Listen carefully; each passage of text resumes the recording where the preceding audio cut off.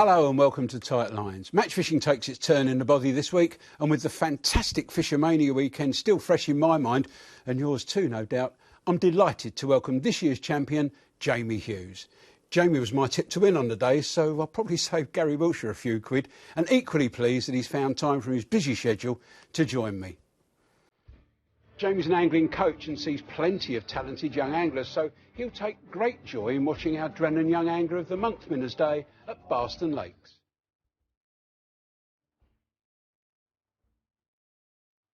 We'll be looking back at the wonderful International Fishermania match held on the day after Jamie's victory to relive a stunning team and individual performance.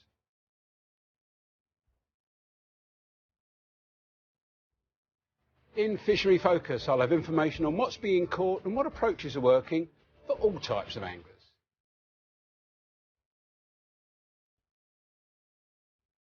Well, mate, it's good to have you here. Thank you very much, Keith. After your stellar appearance in the studio on the Fishermania International Day, that set the seal, and now you're here in the bothy for the first time. I am. Yeah. Did you have a good journey down? I did. Everything all right? Nice, easy travel down. And what's happened to you since Fishermania? You know, do you now get pats on the backs everywhere you go? Yeah, it's lovely attending the matches that I attend Saturdays and Sundays, and people coming up to you congratulating you. It makes you feel a bit special. Yeah, it's you know, people, obviously the money's a massive amount of money, and that's going to affect anybody, but it's just having that title and sort of the almost adulation of your peers. I think it was Barry Hearn that said it. It's bankside credibility for life almost. You're one of the 20 so far that have won Fishermania. Yeah. And I suppose the day must have been a bit of a blur. Have you watched any of it back? I have. I've watched it several times. Yeah. Have you seen any mistakes you made? Not so much mistakes. It's just being a bit unsure of what's going on, which I sort of wanted. I didn't want to know exactly what people were catching. I just wanted to know that I was ahead and if I needed to change. How did you feel? We've just seen you there at the end. That looked more like relief than anything else. Yeah, but the last hour, it was strange. I think it was to do with adrenaline, but I was cramping up and all sorts. It was through the concentration of knowing what was going on. Yeah. It was a strange position to be in. It was lovely hearing that whistle. You had a big crowd behind you, obviously, and that had grown through the day. Your family and loads of friends were there, and they must have been probably more made up than you, I would think. It was brilliant, yeah. A lot of the lads were really... Well, they've been there 3 times now and been disappointed. Yeah. Sort of nice to finally give them something to be entertained with. Fantastic. Well done, mate. Well done. Now, through the year, we have literally hundreds of photos sent in by young anglers showing off their catches. The very best of those win a goodie bag each month, and the creme de la creme, the top 12, have an invitation to our Drennan Young Angler of the Year Day. Here's what happened in Young Angler Day 2013.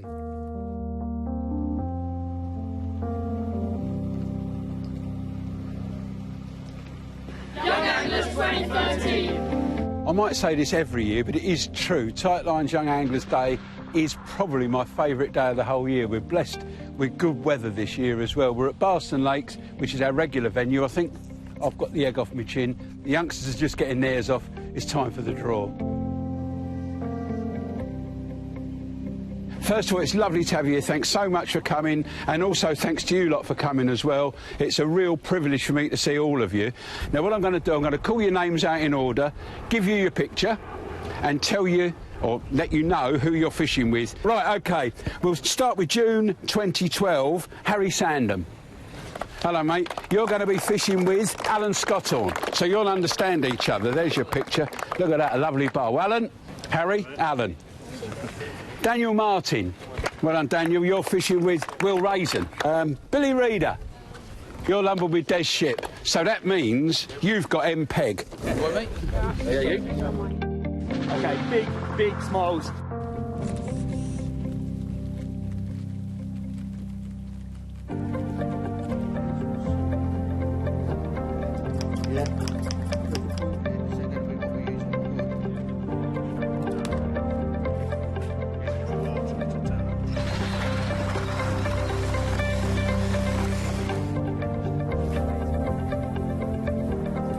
I'm with the pro today. I'm feeling it. Yeah, it's because it's swimming towards you, so just wind it a little tiny bit faster. That's it.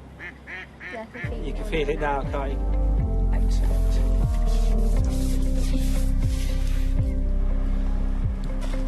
ice cream for the birthday girl. A lot of the time you fish downstream, but this winter, for me, I've fished quite a few matches where I've not even caught a fish where I've fed. Everything's been downstream. There you go. See? The last chuck, by putting your rig downstream, you bumped a fish. This chuck, you've got a fish. Nice little skimmer. Not as big as the last one, but... We've seen these figures from the Environment Agency this year that say that junior sales in rod licences are going down. Yet we get more and more youngsters involved through tight lines. It's just things don't seem to balance out right. What's your take on it? What do you think about junior fishing? Well, they all seem mad keen, the juniors that I come into contact with, and these kids that are here, you can see some of them are very good, they're skilled, and they look pretty good, even though they're getting some extra coaching from internationals. They know what they're doing. Yeah. So the ones I come in contact with, they seem very keen, keener than ever.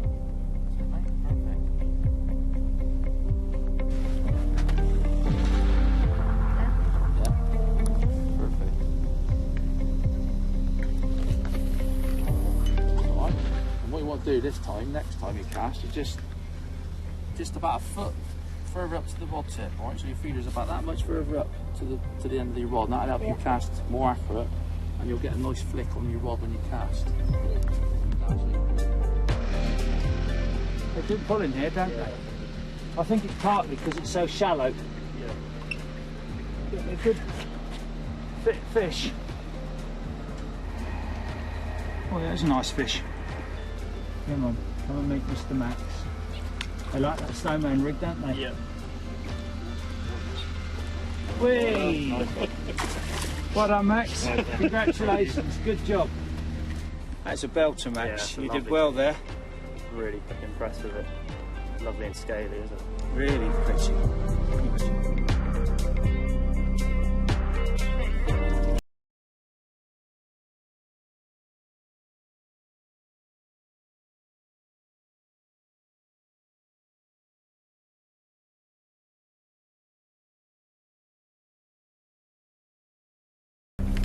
That's a cracking fish. Yep. Is that your first carp today? Yep. Is it? Well done. On the pole as well? Yeah. First time on the puller bung. Excellent. And what he's done to land that fish, even though we've got a very, very light elastic, Keith, we've got just a 6 elastic. Of course, you can shorten the elastic down using the puller kit, and that's exactly what Harry's done. It's the first time you've ever used one, and he's used it brilliantly. He's just shortened elastic down, almost like what William Raisin were doing the other day to land the fish. Excellent. I mean, Harry's doing very well because he's managing to maintain his, his feeding all the time when I'm prompting him. But of course, when you walk away, a lot of these young uns, they tend to forget that, side of it. And of course, the main thing is when you are fishing is to maintain fish in your peg.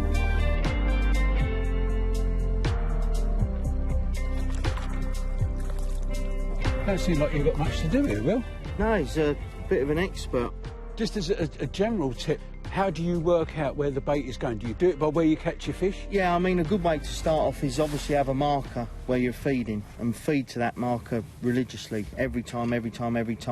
And basically, like you would do on a river, put your float on your bait or above it and let it run down. And where you get your bites, try and remember, in line with another marker, that's where I got my bait. When you ship out again, feed in the same place that you've been feeding, but put your rig downstream just to speed the process up. And so many top anglers don't fish far enough down their peg when there's a lot of tow. There really is a lot more fish away from where you're actually feeding than on it. It's good that the conditions are like this because it gives you something else, another aspect to look at. It's not a case of feeding, fishing here, and that's it. It's a case of feed, and then trying to find the fish where they are in your peg. Well, the three of us know that. All we've got to remember is never to tell anyone else. No, well, I won't tell anyone if you don't. All right, mate, Okay? I won't, I promise.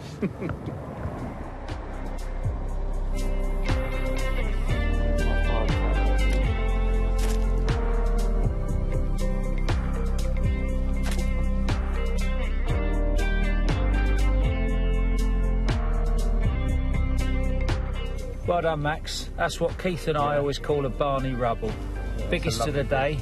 Enjoyed yourself? Yeah, it's been really good. Thank you. Thanks, Keith. Oh, you're welcome. It's been a fantastic day and everybody's had a load of fish. It's been great fun. The weather's been superb for fishing. The sun's gone, which is what we really wanted. The fish have stayed. Been brilliant. Well done. Top angling. Thank you. You know, I almost enjoy that day as much as if I was fishing, well, probably more than if I was fishing myself, really. And you do a lot of coaching, Jamie. I do. Do you coach youngsters as well as? I do from time to time, yeah. I help out with Get Hooked on Fishing. Oh, yeah. Which is Dave Smith in our area. Yeah. I do a little bit with Dave now and again. Yeah. And I've had a few youngsters myself booking me for days coaching. Yeah. I think it was probably the first time I met you on one of the Bay Moulton days. We went up there and filmed with Dave. Yeah, that's right. You were on another... Were you on Pellet Waggler? I think I was, yeah. Got a question about that a bit later on before you just come in. So... What sort of thrill do you get out of getting people to fish that? Because it's only a marginal difference between being... I mean, I always say it's quite a big step from being a club angler to a match angler. And do you mostly teach match angling techniques? Yeah, generally. Most of my clients are either club anglers looking to step up or open match anglers that aren't quite getting the results that they want. They just want to learn those few more little things that can push them into framing. Yeah, I always think it's a big gap between club anglers and open match anglers, but it doesn't take many steps to fill it. Do you think that? No. It's very simple little steps and keep simplifying things generally. Yeah. That just makes them step up. I noticed that I used to go down to Whiteacres a bit and fish their silver pool matches, which are the club angler days, basically. Yeah. I didn't go into pools, so Clint used to set me up for them. And I'd go along and I'd be amazed. There'd be people with 7 or 8 top kits and 2 or 3 rods made up, overcomplicating it. Yeah. Yeah, people can do that. But as you say there, with 7 or 8 top kits, even it's surprising now at the level that club anglers are. I think open match anglers have raised the bar. Yeah. But club anglers are probably what open match anglers were 5 years ago. They're still a high standard. Yeah. Welcome back. I'm in the company of reigning Fishermania champion Jamie Hughes. And we had a little look at that. You fishing there before in part 1. When you got there, you said you got some clues that there were barbel in your swim. What actually happened? I did. I've had 2 barbel flip right over the spot where I've ended up fishing. It was about 6 metres, slightly to my left, which was quite unusual because that wasn't to my gap. We have a gap in between every other angler. That's right. It's been to the angler and also to the camera platform. But they've jumped there, so I thought I will give them a little try, see what's there. And when I've plumbed up, I've actually felt some barbel there as well, or what I thought were barbel, which... It makes me quite confident. A bit of a clue, isn't it? It is. And you obviously fished there plenty of times. I do. Yeah. But what made you decide how you were going to fish for them? Because it's predominantly a pellet fishery. I know, because a little birdie great big birdie actually told me that in practice you caught a lot of fish there on pace. I did. That was the plan, to be honest. I went there to fish pace for the first 2.5, 3 hours, while building up a shallow line above it, which line bite indicates they were coming shallow, and then switch to shallow later in the match and maybe the edges. Barbel were never a plan unless... I knew in that area there were some barbel from pegs 6 to 8, probably. That's where they tend to live. So they were sort of in my mind that they were there possibly to catch, but out there was where the match was going to be won as far as I was concerned before I arrived at my peg. But you didn't... Like, the prescribed method would be chucking pellets and fish pellet or wormhead or double caster or something on the hook. You did a almost complete caster approach, didn't you? I did. I just loose-fed casters, but on the assumption that I was really going to use the line as a catch everything, catch some small skimmers, catch some roach. It just ended up that they couldn't fit in the peg because there were too many barbel there. That's why Ian Heaps always said to me, you don't get many fish jumping out when there's a lot because they're afraid of losing their place. But that was... When you attacked them, and we've got... Is this the actual rig or that's a copy of the rig. A copy of the rig. And we just have a look at this. This is the float, and it's a basic... I call it a stability float. Yes. It's with that sort of shape of body...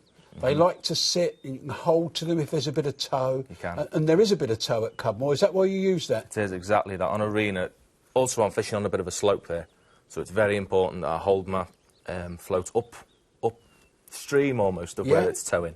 And those floats aid you to keep it still right where you want it to be on the slope. We saw Will talking about downstream, and of course it sounds bizarre in a lake, but it's the circulation of water, the tow, Barston shallow, and that sort of oval shape, well, that elongated oval shape, and Cudmore is a circle, so the water must go round that like a whirligig, I would think. It's accentuated even more by the shape of the lake with a bit of breeze. Now, I'm going to go to the shot below the hook in a second or two, but that's important. You've got a back shot there, and that is just over a float length away? Yeah, generally. I always have it slightly pole side of the length of line in between the tip and my float. So I just have it there to sink that length of line in between my float and my pole, just out the way of any wind. Yeah. And again, it aids me to hold my float still. Good, but you don't include that in the shotting of your float? No, it's not included in the Right, shotting. now, this is something that, I mean, when I used to fish the rivers donkeys years ago, I always had a shot under my float at dead depth, my marker shot. Yes. Because you usually fish a bit over depth, and that was always my marker. Is that what that's there for, or is there another reason? It's there, that, and it also works nicely. It's for my fine-tuning shot, my 11s, 12s, 13s, to have no place at the bottom of the rig. So they go under there and they work as a double, like you say, as a marker, and to fine-tune my float. I'm glad you said that, because I've been doing some little bit. I'm a terrible coach because I've got no patience, but I've been at the centre at Ealing talking about beginners fishing and seen some of the rigs they make up, and they put the shot on to cock the float, not realising that that shot can really be your friend and work very hard presenting your bait, getting your rig set right in the water, and that, as you said, that's the wasted shot, the shot that you might need later. You stick underneath there for use when you need it. Yeah, it's to take on and off to bring your bristle up or down. Right, now I'm going to show you, run down the rig, and these obviously has been shallowed up a little bit, so it's not quite to scale, and then here's your shot here, and that, would you describe that as a strung bulk, or would you describe it as strung out? Yeah, pretty much a strung bulk. I want to keep it all in the minimum, the bottom third of my rig. And why have you got it like that rather than a bulk? Well, the way I was laying my rig in, as I said, I was fishing on a bit of a slope. So I'm laying my rig past where I'm fishing, and then I'm holding it slightly closer to me than where it was plumbed up dead depth. So my rig's almost at an angle. It's not sat vertically in the water. It's slightly pointing towards me. So the shot, although it's not laid on the bottom, it's sort of anchoring along the slope, but still doing the right job with my float. Yeah, I'm glad you called it anchoring, because I've got a method I use on the waggler I call a chain anchor, where I use a stringer shot like that and have the number I need on the bottom to hold the float still. Then you've got the other side, on your hook length, you've got a shot. Yes. And then just below that, there's another shot, and I'm going to keep pulling here because you'll be able to see the hook there. It's now jabbed into my hand. But that's quite close. It is, yeah. Why did you have that telltale shot or dropper shot that close to the hook? Because it does exactly that. It tells the tales. The closer you can get that shot to your hook, the quicker you're going to get an indication of the bite. It's quite a big shot as well. It's a number 9 in that case. Yeah. Which it's going to give a good positive indication on my float when a fish dislodges it. I'm going to see a nice positive bite. And with it being so close, the quicker, when a fish takes the bait, it's going to very quickly move that shot, and I'm going to see a bite quicker. We could see, we managed to get some stuff on the day on your float, close up to your float. Yeah. And it was like a tap dance. I mean, the float was bobbing up and down almost non-stop. Yeah, there was a lot of fish. There was a lot of silvers were shallow, which would cause me a few liners. But there were a lot of barbel on the bottom as well. I couldn't actually strike it a bite. Really? No, I had to wait for a fish to physically pull my elastic out. That's not bad, is it? Oh, no, it's terrible when you get days like that. Yeah, I feel for you, mate, yeah. A great day's fishing, a magnificent trophy, and 30 grand, yeah, thank you very much. Now, this is your shallow rig. It is. And this was the rig that really, although, you know, people remember you for catching the barbel, this is the rig that did the damage. And if you looked at your carp weight, it was probably enough to be in the top 2 or 3 anyway. Yeah. Because you had a lot of carp. Now, there's the float, and I notice you've got 2 or 3 rubbers on here. One thing I've learned recently is not to put this one too close to the float, because it helps the line cut into the body, and you don't want it to cut into the body, so always have that down a little bit. Now, again, here, on the shallow rig, you've got another back shot. I have. It's a bit different. Not many people use a back shot with a shallow rig, but I find with this particular rig, I had quite a good length of line to keep my float away from the end of my pole. Yeah. So by having a back shot, I was able to slap my rig, and then by holding my pole up, it's still my line between my float and the back shot is still tight, which was a good 3 foot. Yeah. But it makes me be able to respond to bites quicker, because I'm only striking the last 8 inches of line, which is slack. Yeah, I've seen Alan Scotton do that with 3 or 4 shot. Between the top of the pole and the float, and he holds it almost directly above. And Alan uses much longer lines than most anglers. Yeah. And that's that shot that does it. Now here, and now this, a lot of people I know will find this quite bizarre. There's a bulk shot there for the shallow rig, but it's a bulk. It's not strung out. Now, most people would think it's strung out because you're looking to catch on the drop. Were you looking to catch on the drop or just shallow? It's sort of, it's on the drop, but it's instant. I mean, the fish aren't even watching it fall down. As soon as you slap the fish on it, they're straight onto that noise of the pellet. They're so clued up. So the shot, it helps to steady your rig when it does settle, although once it's settled, it's pretty much useless. A fish won't have a static bait, really. But as well, it helps to emulate a pellet as I'm slapping my rig on the water, so it's a bit more attraction to the fish. Now, this rig, I'm guessing, looking at the shape of the float, was going to be your paste rig. It was. Now, here you've got a really, really long bristle. And most anglers will use a long bristle when they're paste fishing. Why do you use a long bristle? Yeah, 'cause when you're paste fishing, I feel that you have to incorporate the weight of the paste into your float shotting. So you know that your rig's directly in contact with your bait at all times. It's the ultimate way of presenting your rig on a tight line, so to speak. So by having it a big bristle, you shot it so your whole bristle's visible without bait on.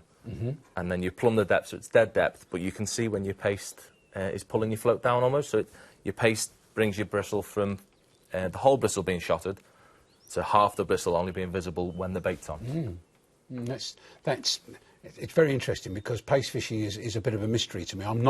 It's one thing I'm not that confident on. I've caught on it, but I'm not that confident. I need more practice, obviously. Again, you've got your marker shot or your waist shot under there.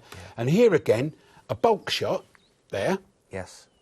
And I'm going to bring this one up alongside it because you've got quite a heavy drop shot. Would this be described as a double bulk rig? Yes, pretty much. It's sort of working in the same way in that if my paste comes off, my bristle's going to raise to the full bristle.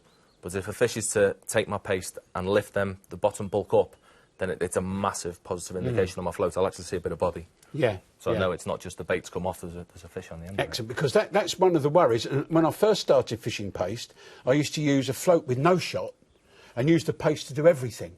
Yeah. And of course, when the bait paste pulled off of the float, up it popped. The trouble is the buoyancy of the float was pulling the hook out the paste. Yes. And it's that compromise, and I don't do a lot of paste. I don't do a lot of fishing at all, really. I don't do a lot of paste fishing now, so I don't really get the opportunity to do it. But I can see the logic behind that. And that, a lot of anglers say, no paste, no shot in the bottom foot. But I can see there the logic behind that. That's really useful finding out that kind of information. And that's obviously something you've gleaned over the years of fishing where you fish. Yeah, it's very much a Cudmore sort of thing. I learned it on other lakes on the complex. And I've just brought it onto Arena. It fits perfectly with Arena because you need that shot in to aid the stability of your float with the toe as well.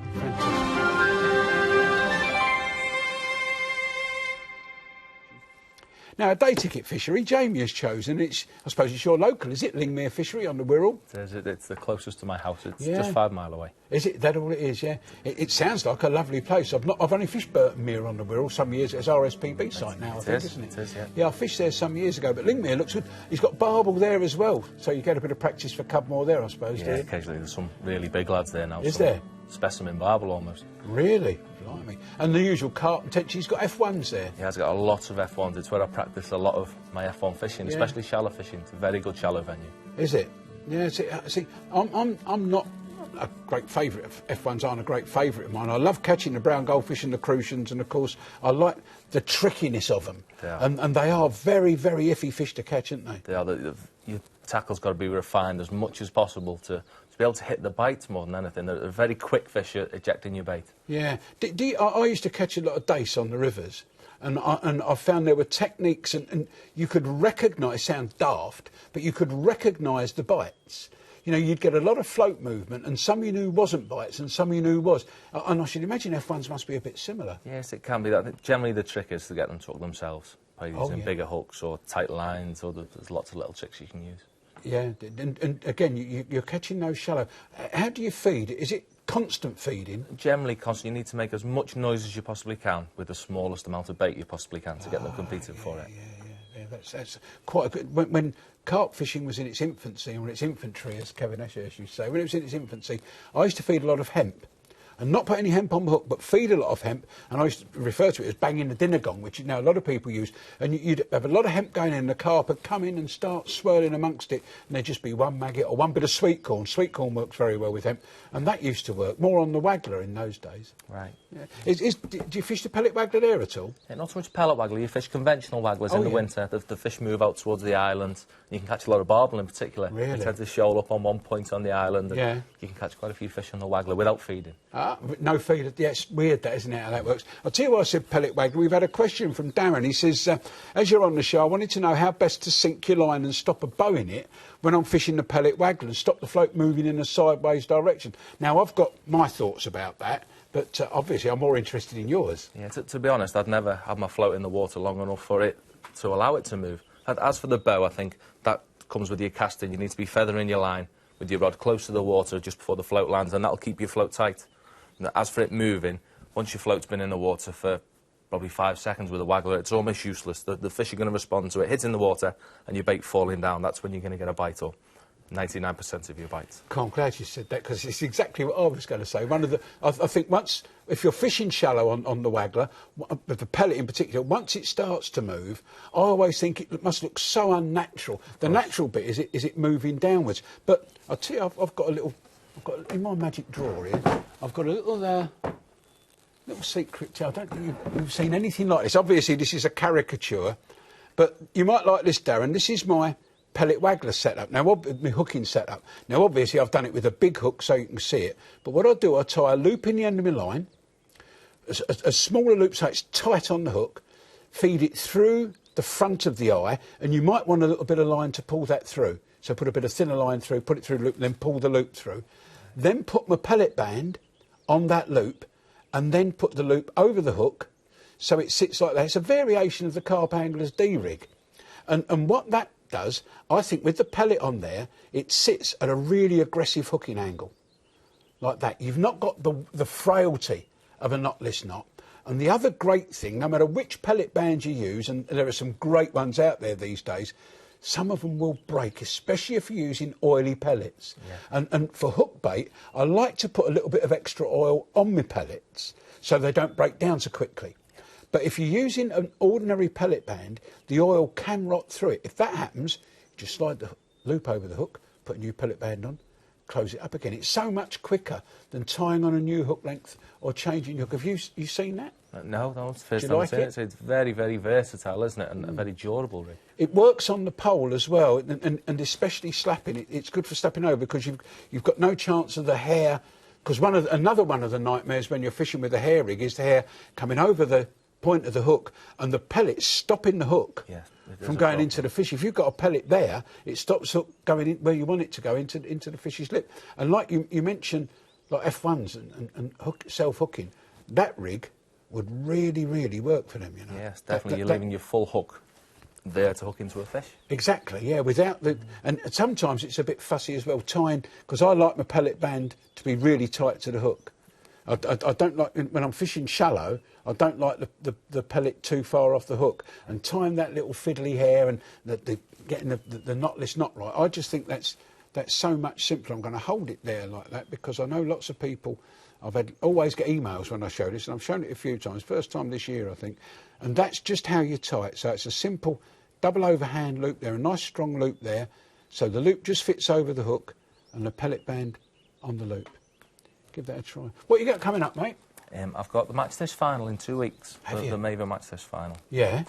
That's what I'm focusing everything on at the moment. Because it's... Yeah, how quickly is that gone? Just 2 weeks' time? It has, it's flown. And you're looking forward to... Obviously, that's a big money event, 50 grand for the winner. It is. You've been in the final before, haven't you? I have. I was in the final in the first year. Oh, that was 2 years ago. I finished third. Oh, yeah. So I'd like to put that right. Oh, that's close, isn't it, third? I messed it up a lot on that day. Really? So my feeding was not right. Really? What's the secret? I mean, I know you don't want to give away too much because there's another 15 blokes looking at when you're 50 grand.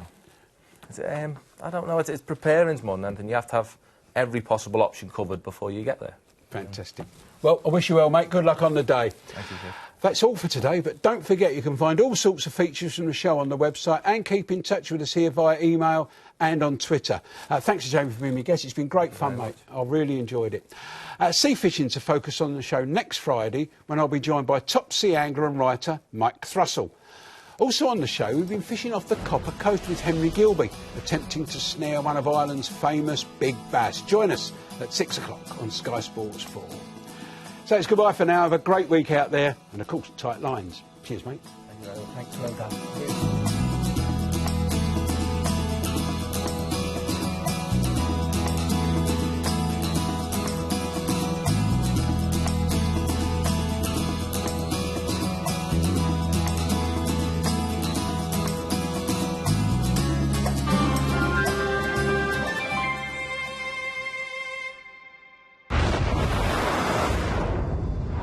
Watch all 6 Sky Sports channels on your mobile and online.